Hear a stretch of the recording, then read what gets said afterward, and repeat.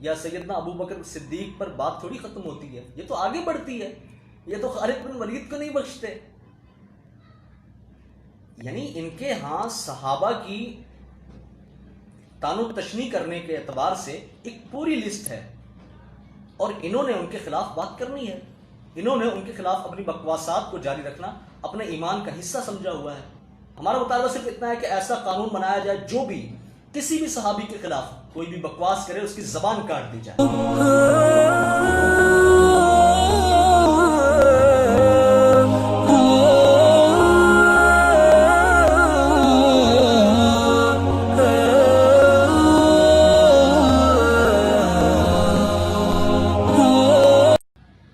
السلام علیکم ورحمۃ اللہ وبرکاتہ. امید ہے مزاج بخیر ہوں گے.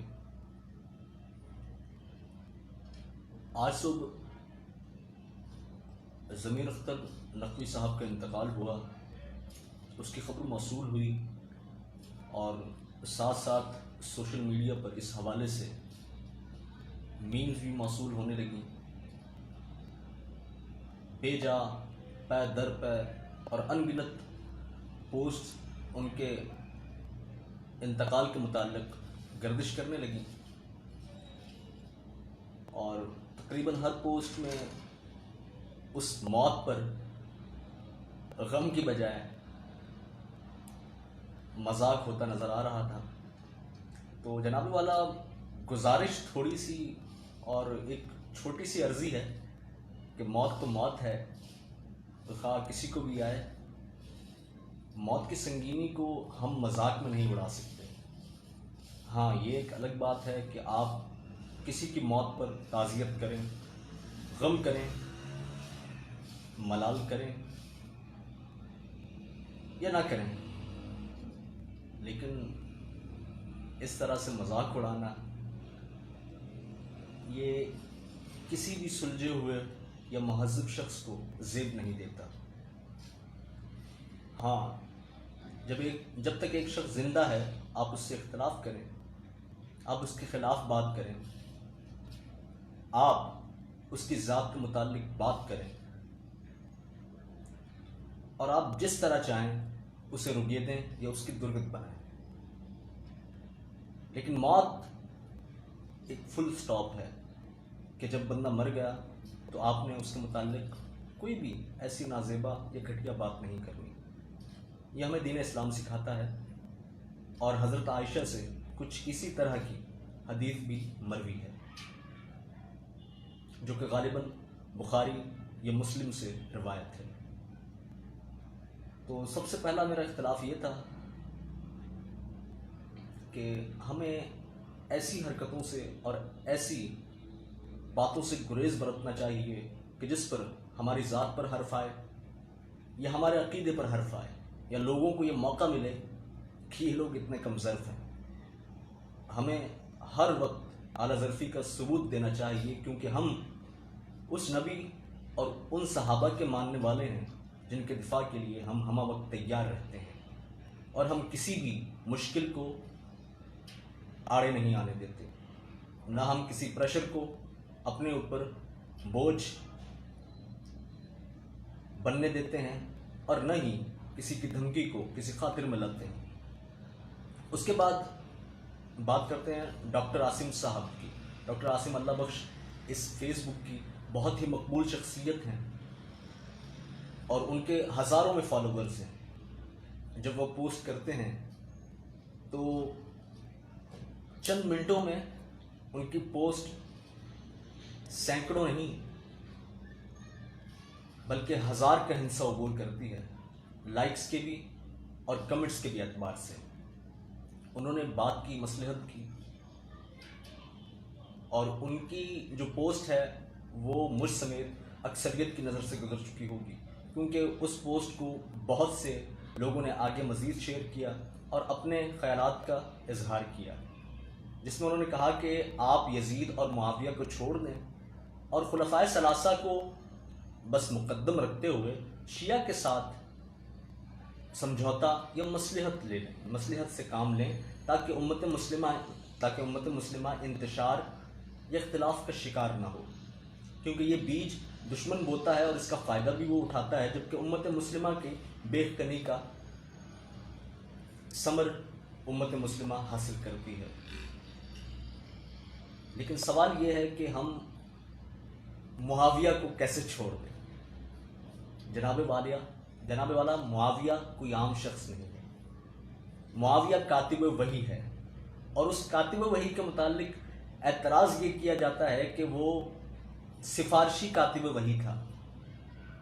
تو میرا سوال یہ ہے کہ وہ آقا علیہ السلام جن کی زبان سے اللہ کے حکم کے سوا کوئی بات جاری نہ ہوتی تھی، کیا وہ اپنی مرضی سے یا کسی سفارش کے تحت کہ ابو سفیان نے سفارش کی اور آقا علیہ السلام نے بنا کسی ججمنٹ کے، بنا کسی منصوبے کے اور بنا کسی سرکمٹانس کو دیکھے ہوئے معاویہ کو اپنا کاتب مقرر کر لیا؟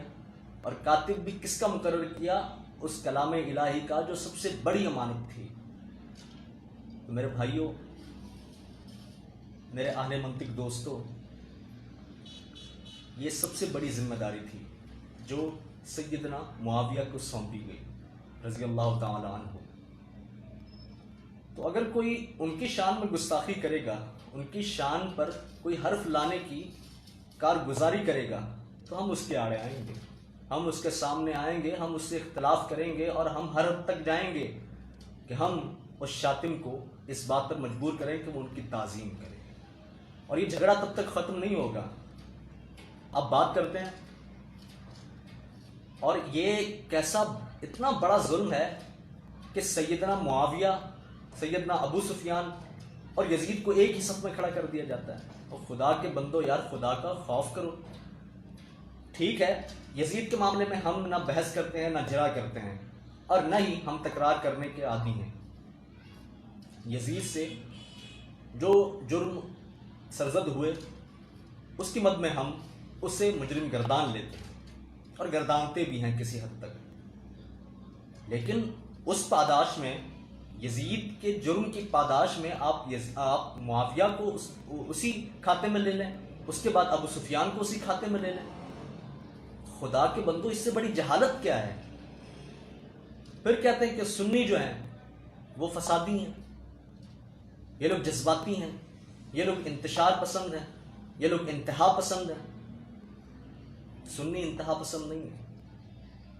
انتہا پسند وہ ہوتا ہے جو دوسروں کے مقدسات کی توہین کرے۔ انتہا پسند وہ ہوتا ہے جو دوسروں کے ہاں معتبر ہستیوں کی توہین، تبرہ اور تان و تشنیع کو اپنا حق گردانے، اور اسے اسلام کا نام دے، اور اسے اہل بیت کی محبت کا نام دے، اور اسے دین گردانے، اسے ایمان کا حصہ گردانے۔ اصل انتشار پسندی، اصل انتہا پسندی تو یہ ہے۔ حالانکہ اسلام سے بڑا اخلاق کا درس کوئی نہیں ہے۔ ہمارا مطالبہ تو صرف اتنا ہے کہ جناب والا، آپ تعظیم نہیں کرتے تو بے توقیری بھی نہ کریں۔ اگر آپ کی زبان سے ان کے حق میں الفاظ صادر نہیں ہو سکتے، اگر آپ کی زبان ان کی تعریف کرتے ہوئے گرنے کے خدشے سے لبریز ہو جاتی ہے، اگر آپ کی زبان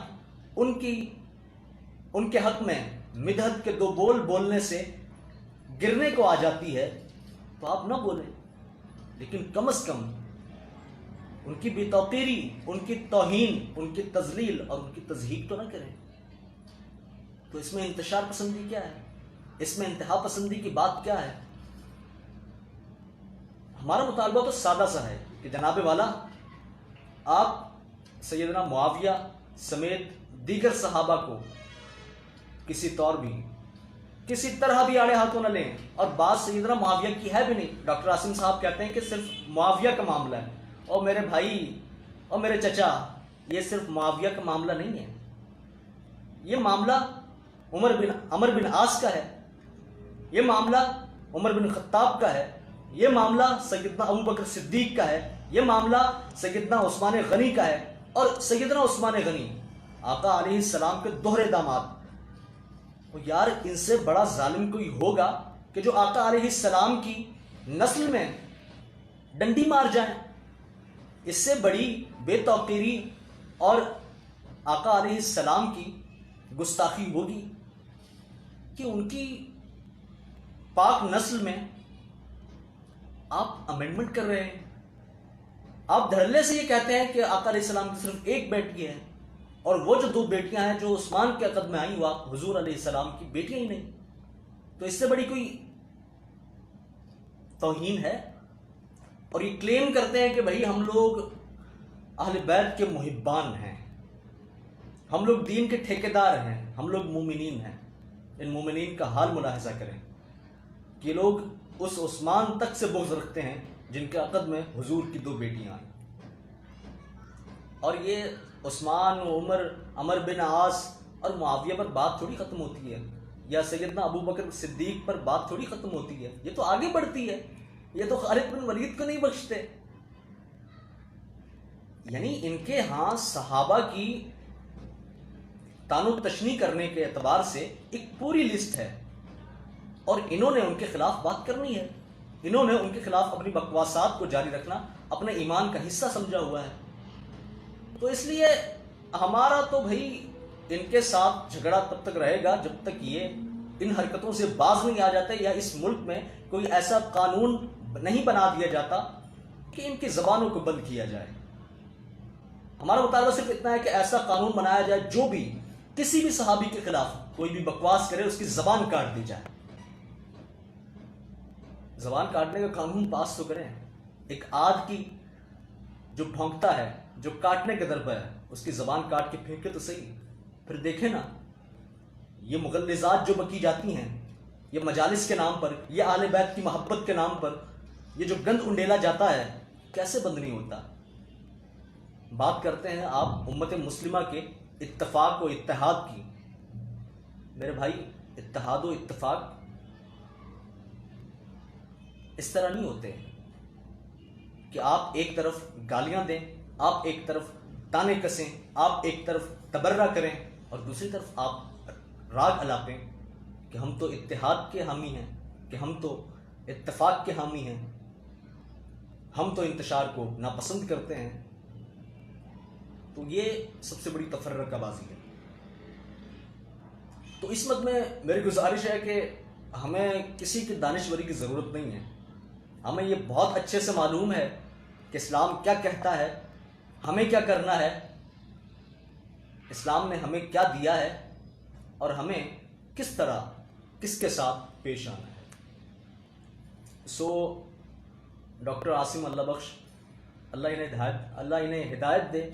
میں نہیں جانتا کہ ان کی نیت کیا تھی، لیکن بہرحال ان کے یہ الفاظ مجھ پر گراں گزرے، اور میں ان سے ان کی اس پوسٹ میں درج الفاظ سے شدید اختلاف کرتا ہوں.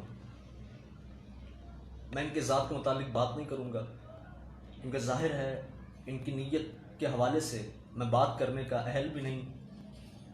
یہ اللہ ہی بہتر جانے، یہ وہ خود جانتے ہیں کہ ان کی نیت کیا تھی. لیکن جناب والا، اگر ہم معاویہ کو چھوڑ دیں گے نا تو یہ بات بہت آگے جائے گی، اور معاویہ کو ہم چھوڑ نہیں سکتے. معاویہ عام آدمی نہیں ہے.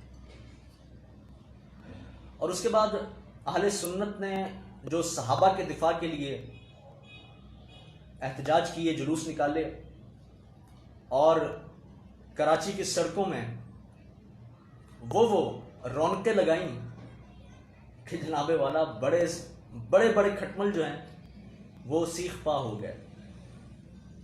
میں یاد رہے، میں کھٹمل ان لوگوں کو کہہ رہا ہوں جن کے دلوں میں بغض صحابہ ہے، اور میرے لیے وہ شخص کھٹمل ہی ہے، وہ خون چوسنے والا ہی ہے جو اپنے دل میں بغض صحابہ رکھتا ہے. تمام شیعوں کو میں ایک ہی کیٹیگری میں نہیں رکھتا. شیعہ بلا شبہ کیٹیگرائز ہیں، ان میں اچھے بھی ہیں، برے بھی ہیں، لیکن جناب والا وہ یقینی طور پر کھٹمل ہیں جو صحابہ کے اعتبار سے اپنے دل میں بغض و عناد رکھتے ہیں، اور اپنی گندی زبانوں سے گندے الفاظ ان کی مطہر ذاتوں کے متعلق ادا کرتے ہیں. تو بریلوی ہوں، دیوبندی ہوں، ماشاءاللہ انہوں نے کراچی میں رونقیں لگا دی. یعنی اہل سنت کا ہر فرد اس معاملے کو لے کر ایسا بیدار ہوا ہے کہ ان شیعوں کو تو آگ لگ گئی. ان کے تو یعنی ایسی چیخیں بلند ہو رہی ہیں کہ ہر طرف ان کے چیخنے کی آوازیں آنے لگیں. اور میرے بھائیوں، یہ آگ سلگائی کس نے تھی؟ آپ یہ تو دیکھیں. اب جو آپ یہ چیخ رہے ہیں کہ پورے ملک میں جنگل بن جائے گا، پورے ملک میں جنگل کی طرح آگ لگ جائے گی، یہ فساد کی لہر پیدا ہو گئی ہے، یہ ان حرکتوں سے، ان چیزوں سے انتشار پھیلے گا، تو میرے بھائی آپ نے پہلے کیوں نہیں سوچا؟ آپ نے تب کیوں نہیں سوچا جب سیدنا ابو بکر کی شان میں گستاخی ہوئی؟ تبھی آپ کوئی روک تھام کر لیتے. لیکن آپ نے کسی بات کو سنجیدہ لینا ہی نہیں ہوتا. آپ نے صرف اتنا کیا کہ ہمارا آصف الوی سے کوئی تعلق نہیں، بس آپ کا کام ختم. لیکن در حقیقت تبھی آپ کا کام شروع ہوا تھا. اور اس کے بعد پے در پے ان ذاکرین نے، ان ملعون ذاکرین نے صحابہ کی تبرہ بازیوں کا ایسا سلسلہ شروع کیا کہ وہ تھمنے کا نام نہ لے رہا تھا. چاہے آپ کے بڑے بڑے علامے ہوں یا چاہے آپ کے گرے ہوئے چھوٹے موٹے ذاکرین ہوں، کوئی بھی اس میدان میں پیچھے رہنے کو تیار ہی نہ تھا. ہر کوئی یہ چاہ رہا تھا کہ میں فلاں سے آگے جاؤں، فلاں سے آگے جاؤں، میرا اس کمینگی میں پہلا نمبر ہو. اور اس کے بعد 10 محرم کو آپ نے اخیر کر دی کہ ایم اے جناح روڈ تبت سینٹر کے مقام پر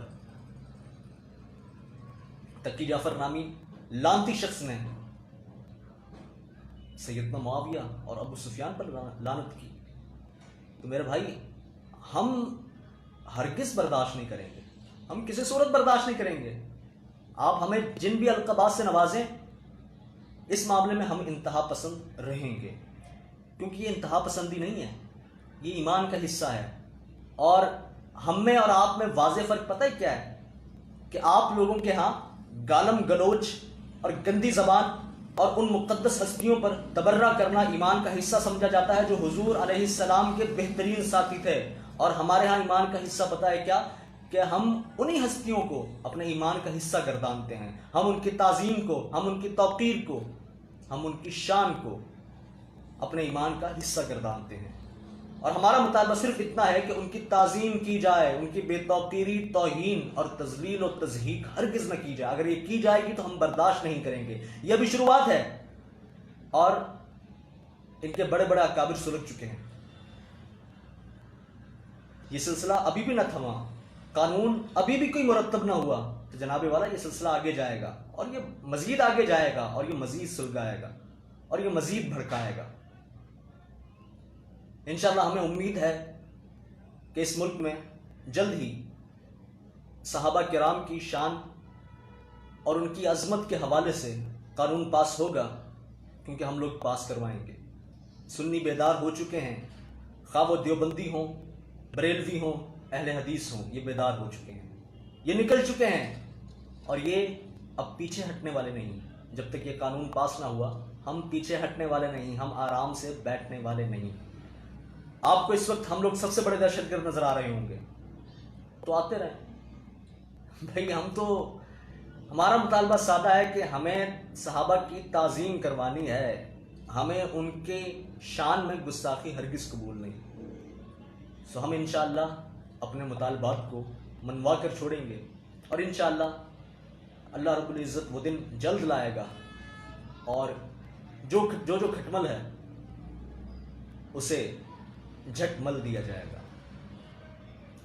دعا ہے کہ اللہ رب العزت ہم سب پہ حالوں پر رحم فرمائے، اور جو پریشانیاں ہمیں لاحق ہیں، جس اعتبار سے ہمارے ہاں لوگ پریشان ہیں، اللہ تعالیٰ ان سب کے حالوں پر رحم فرمائے، اور اپنا خاص فضل فرماتے ہوئے